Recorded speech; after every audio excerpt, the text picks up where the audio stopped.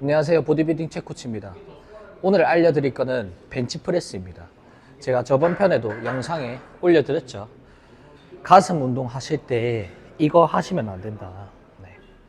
근데 좀 대부분 오해하시는 게, 이쪽으로 와볼래? 이런 시티드에서 체스트 프레스 머신의 경우 의자가 이렇게 기울어져 있기 때문에 여기 보면은 안장도 되게 넓게 설치되어 있죠. 그래서 대부분의 체스트 프레스 머신은 이렇게 기운 각도를 만들고 있습니다. 그래서 얘들 같은 경우에는 앉았을 때 얘를 이미 밀게 되면, 얘를 밀고 나서 보면 얘도 나를 밀기 때문에 가슴이 이미 열려 있는 구조입니다.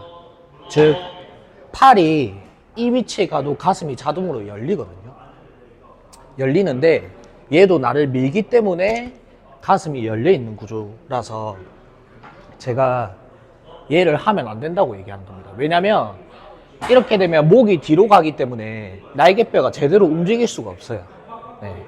그래서 체스트업을 하면 안 된다고 제가 말씀드린 거고, 그리고 벤치프레스 같은 경우에는 잘 보시면 이렇게 벤치가 평벤치입니다. 평벤치.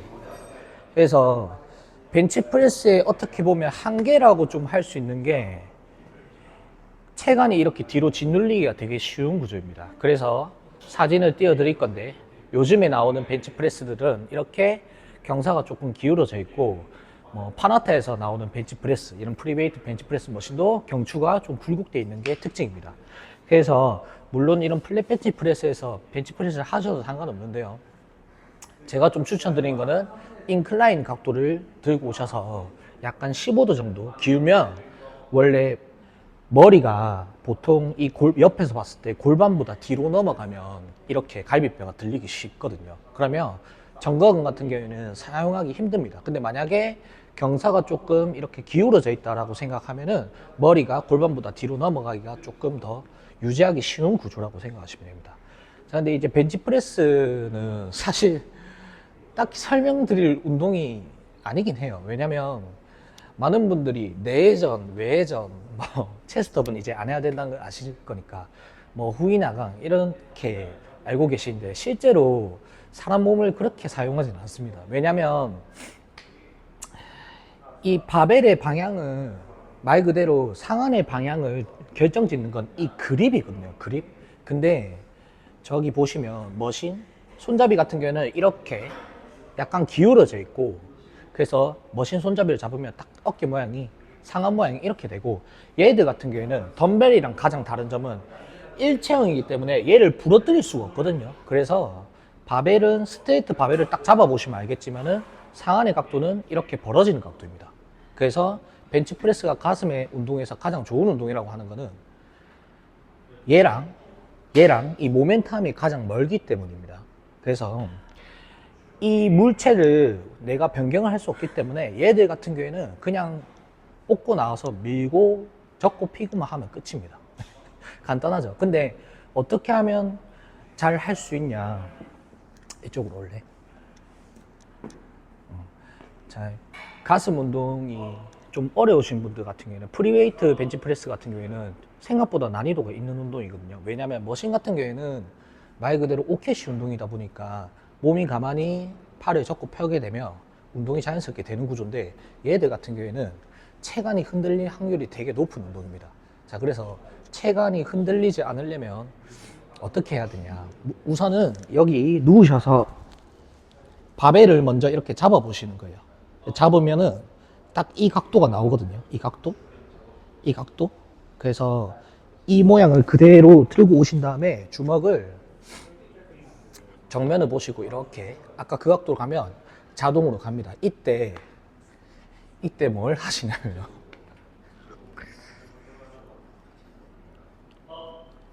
이때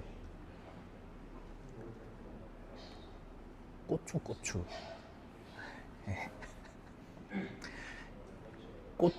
고추로 인지하시는데, 고추가 기울면 안 됩니다.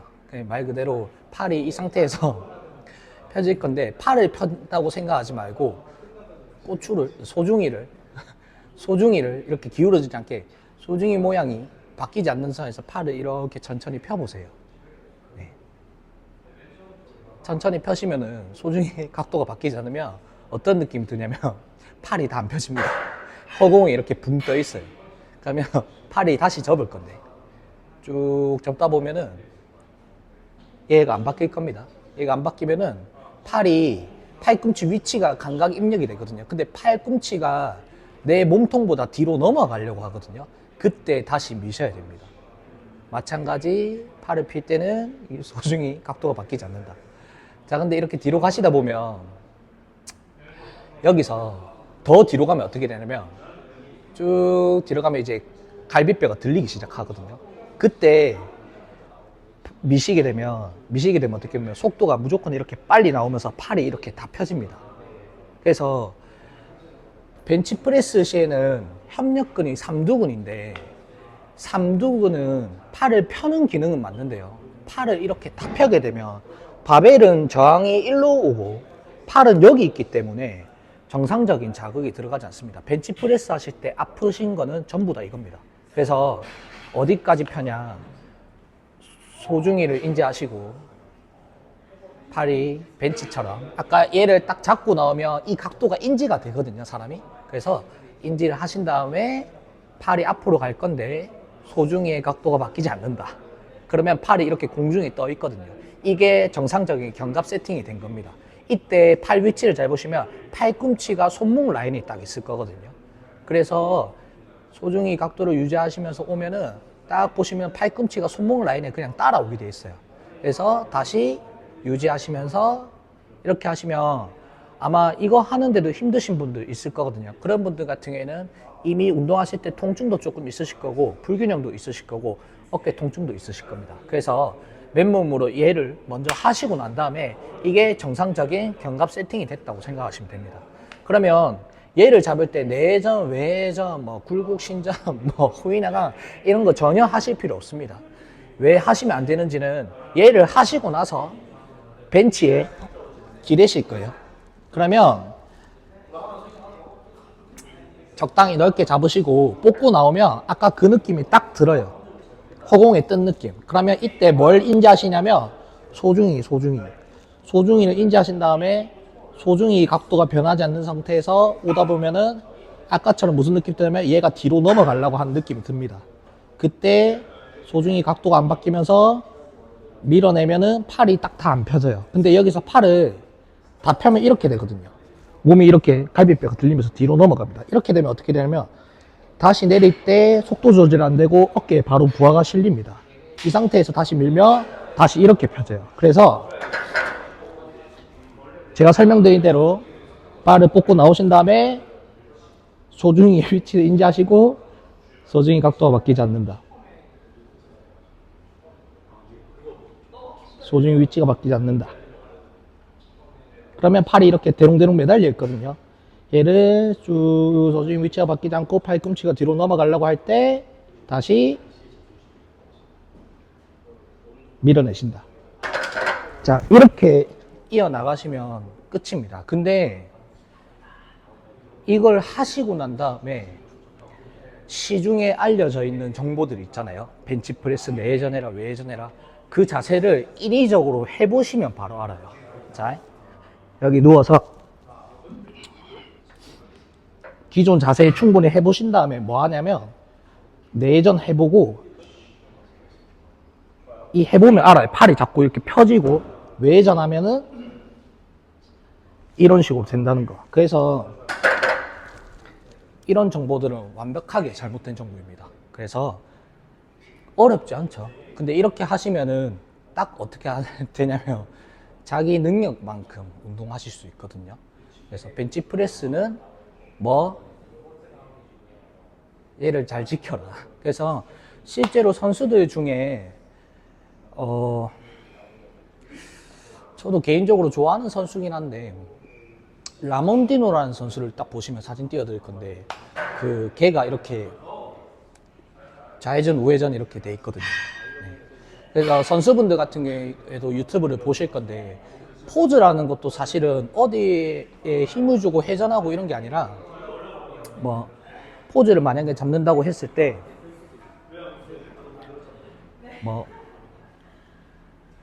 얘 있잖아요. 얘 위치가 안 바뀌고 다리를 밀거나 이렇게 하면 끝입니다. 끝. 이렇게 하면 포즈가 완성이 돼요. 그래서 벤치프레스는 내회전, 외회전 이거 아니다. 그래서 말하기가 좀 그런데 회원분들이 있어가지고 제가 좀 단어가 좀 걔 위치가 어디냐면 제가 영상에서 항상 말씀드린 게 청골 말씀드리잖아요. 청골 반대편이 치골이거든요. 근데 거기가 부착 부위라고 생각하시면 됩니다.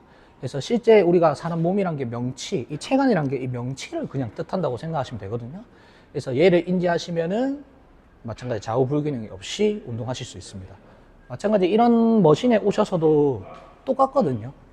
똑같이 이 상태에서 얘 있고 얘 유지하시면서 접으신 다음에 팔꿈치 뒤로 가려고 하면 그때 얘 모양 유지하면서 하면은 팔이 딱 다 안 펴지고 장력이 이어나가면서 반복하실 수 있습니다. 이렇게만 하시면은 아프지도 않고 근육도 잘 자랄 수 있습니다. 얘 하실 때 가장 중요한 거는 소중이를 인지하시고 벽을 밀어보시면 바로 알거든요. 가슴이 열려 있다는 걸. 얘 하실 때는 이거 하시면 안 됩니다. 그렇게 되면 얘를 뻗고 나오면 빠도 나를 누르게 되는데 내가 이걸 하시게 되면 지금 갈비뼈가 들린 상태에서 허리가 꺾이는 거거든요. 허리가. 이렇게 되면 팔을 앞으로 보낼 때 뭘 사용하냐면 광배근을 사용합니다. 그래서 속도가 이렇게 빨리 나올 수밖에 없는 거예요. 이런 식으로만 운동을 하게 되면 뭐가 망가지냐면 전거근과 견갑 안정성 근육이 망가집니다. 특히 어깨는 회전근개도 망가져요. 왜냐하면 하나만 하고 내려놓으시는 게 아니고 10개씩 하는데 팔이 자꾸 접었다가 완전 다 펴지고 접었다가 완전 다 펴지고 하기 때문에 그런 분들 같은 경우에는 소중이를 인지하시고 팔을 이렇게 펴시면은 팔이 다 안 펴진다고 했잖아요. 팔이 이렇게 다 안 펴지거든요. 근데 그냥 팔 펴시면 어떻게 되면 얘가 팔이 휘어요. 그래서 그런 분들 같은 경우에 팔이 휘어 있는 분들이 많거든요. 이거를 외반주라고 알고 계시는 분들 많은데 그거는 외반주가 아니고 팔의 가신전입니다. 네. 그래서 이런 분들 같은 경우에는 팔꿈치나 손목, 어깨 통증이 무조건 있을 수밖에 없거든요. 그래서 벤치프레스 체스트업 안 하셔도 된다. 체스트업을 하시는 건 뭐냐면 파워리프팅 방식입니다. 하나씩 하시는 거. 보디빌딩과 파워리프팅의 가장 다른 점은 장력이 이어지는 범위 내에서 반복수가 존재한다. 이렇게 하시면은 어떻냐면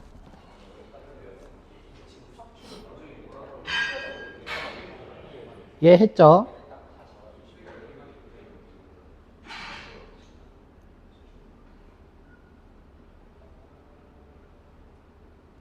이렇게 하면 범위가 많이 안 나오거든요. 근데 뭘 아셔야 되냐면 물체가 여기 있고 보통은 여기서 딱 멈추거든요.